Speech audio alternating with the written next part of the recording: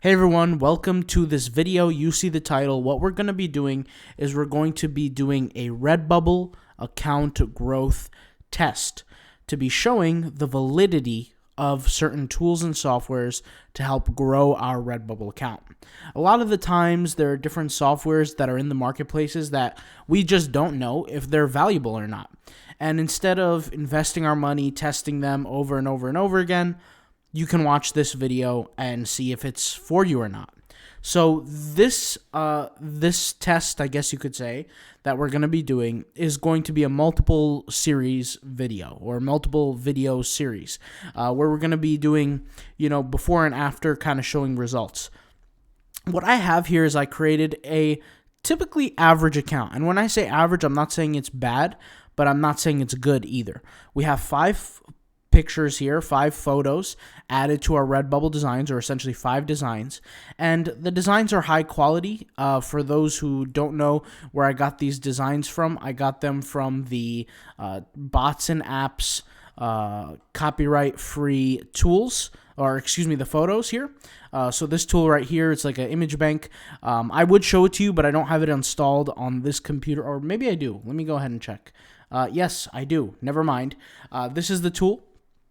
You just search an image. So for example, I searched a picture of a horse, black and white, hit search, and the photo that you're about to see is the photo that I downloaded. So this one, this exact first photo, this photo is the photo in my Redbubble portfolio. And so the whole thing is I'll just go ahead and show you guys. This is the photo, and I'll show you how high definition it is.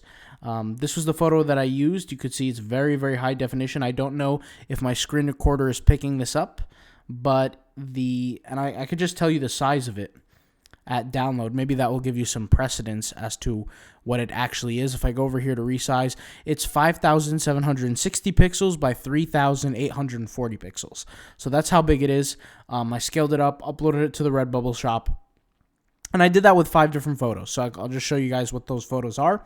And the first test is to see if our Instagram account, this is where my mind's at, Instagram, if my Redbubble account is going to get more favorites. So for those who don't know, there's a tool called the Redbubble Favorite Automator.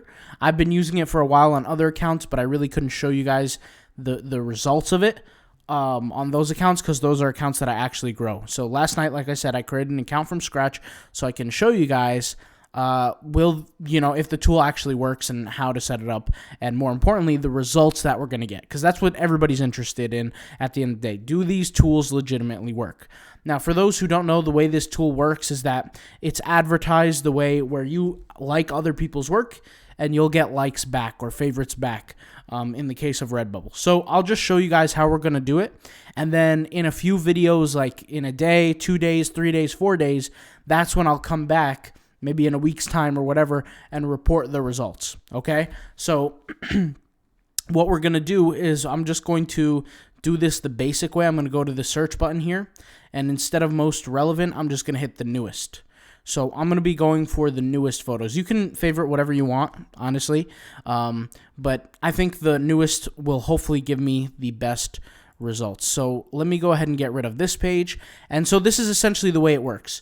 And to be clear, the whole benefit of doing this, it's not like, there's no benefits. The whole benefit is that you get favorites back on your photos. When you get favorite back on your work or your designs, I say photos, but on your designs, that's when you're going to rank potentially higher.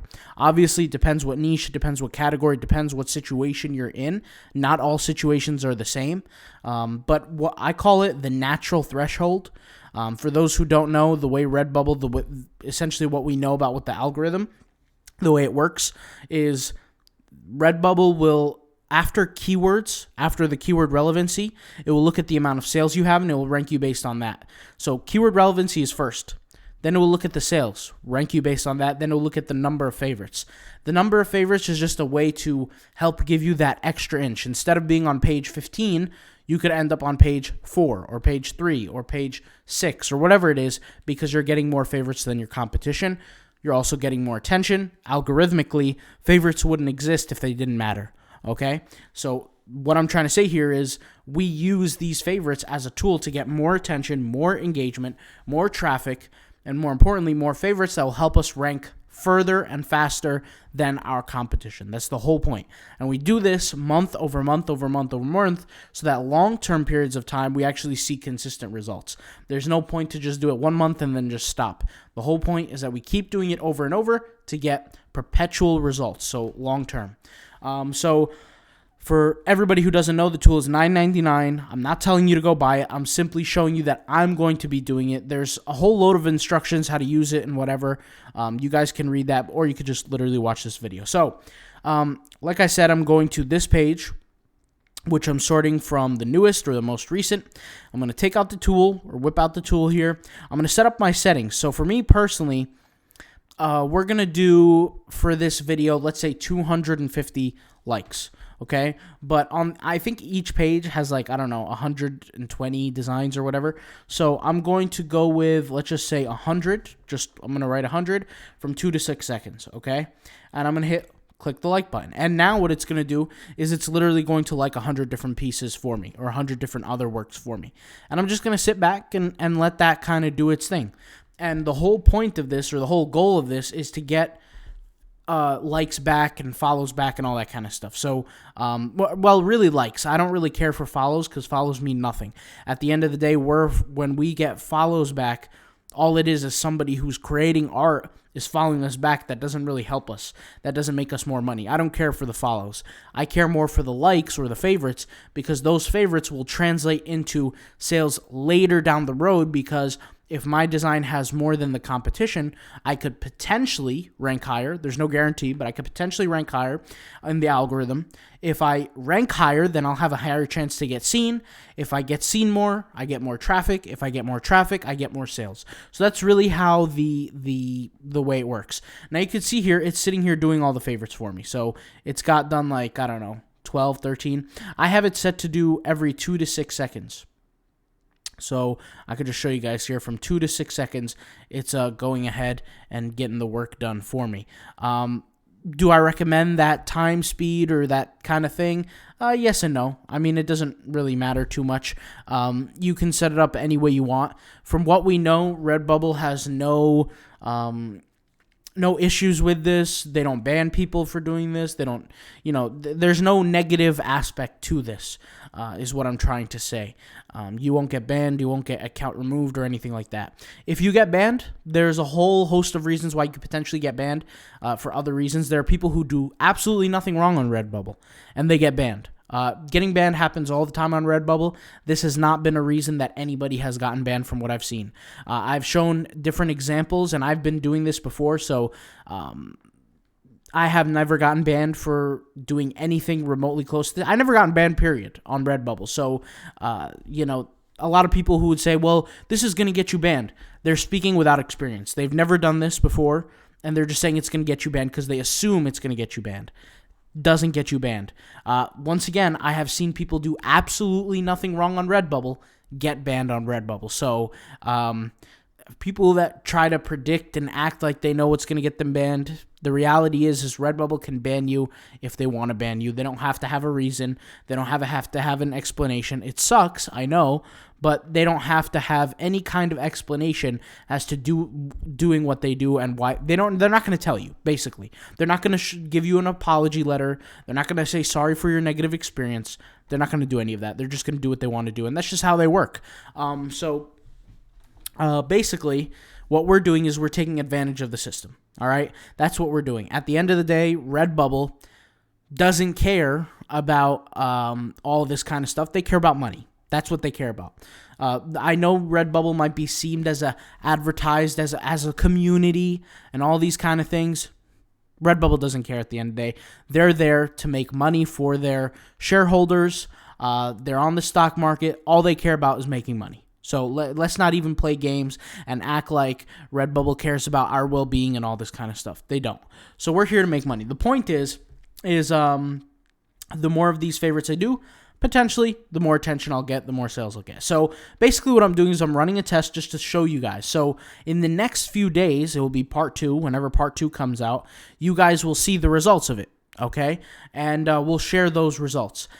So What I've seen is people who are on Redbubble don't always sign in every day, meaning they don't always go on their Redbubble accounts every single day. So let's say the average person, and usually it's typically not people who watch this YouTube channel. I'm talking about the other 20 million people that use Redbubble, right? The other sellers that exist on the platform. Not everybody who's on the platform obviously watches this channel. In fact, not too many people watch this channel if you look at the numbers. So regardless, people don't sign in on Redbubble each and every day. So like, let's say they sign in once a week, twice a week.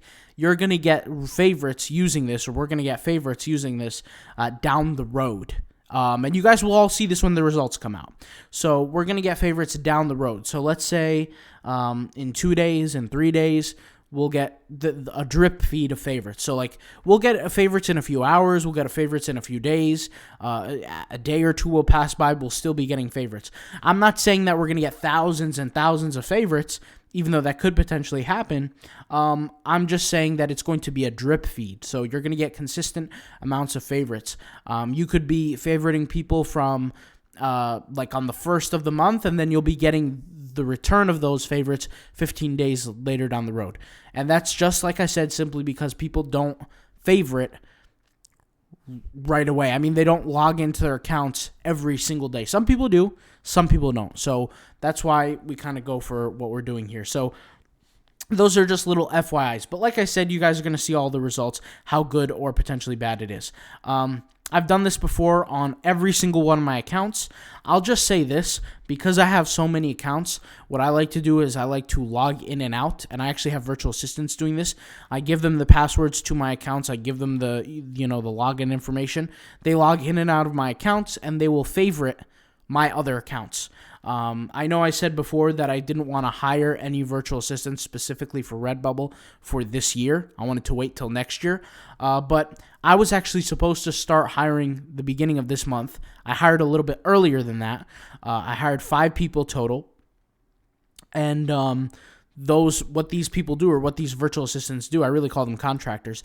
One of their responsibilities every day is to log into 3 different accounts and start favoriting other accounts in my list. So my list is all the accounts that I own, right? And they're responsible for a certain set of accounts to do that.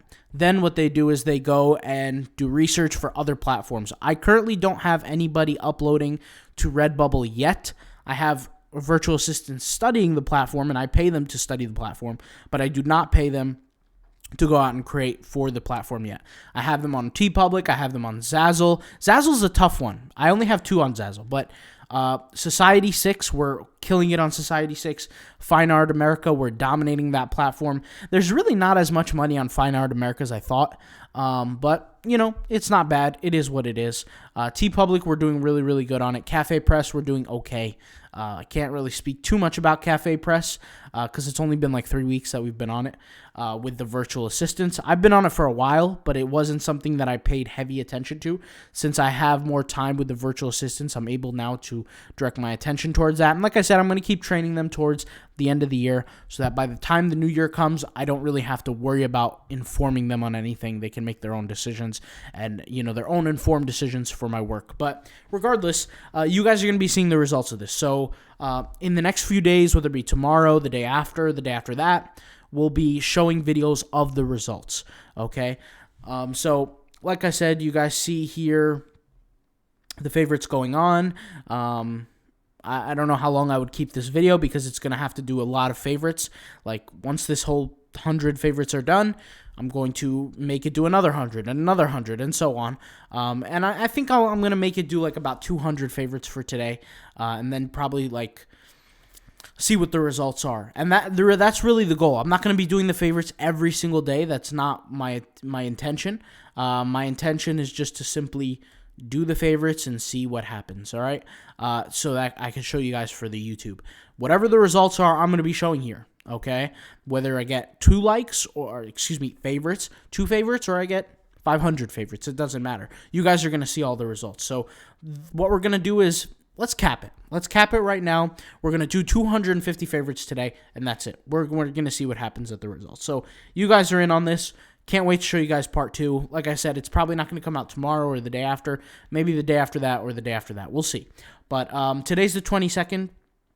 At the time of recording this, you guys might see the part 2 on the 28th, 26th, 24th, whatever day it is. We'll see. But I'm going to stop the video for now, and I'll talk to you guys in the next video about whatever topic we're going to talk about. And then in the future, we'll share part 2. All right? I'll talk to you guys later. Peace out. Bye.